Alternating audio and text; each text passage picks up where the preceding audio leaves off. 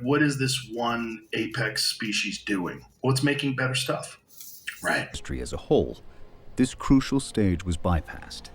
This meant the regulatory agencies were forced to rely on post-market surveillance. There was an argument going on between the EPA and the FDA, and the FCC was in the middle of it, about the safety standards that should be put in place for analog phones. And that standard was the specific absorption rate. SAR, or specific absorption rate, is a measure of the rate to which energy is absorbed by the body when exposed to cell phone radiation.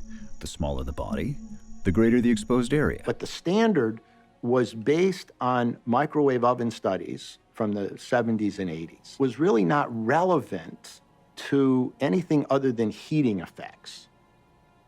When they did some safety testing, the device that's had the most testing is probably the mobile phone. It's one of the first devices that emits this kind of radiation.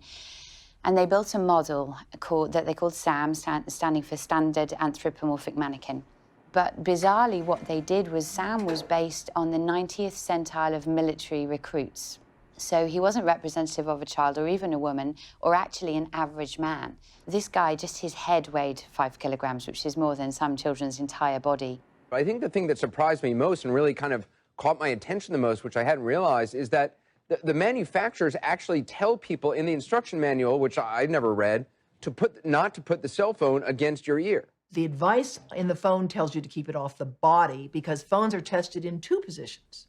They are tested next to the head and next to the body. When they're tested next to the head, they're tested with a spacer. It used to be 10 millimeters away from the head. Now I think it's 6, but the point is there's a space between the phone and the head. The industry has succeeded in getting the FCC to accept an approach where the phone is not used like this. And you know that this is exactly how most people use phones.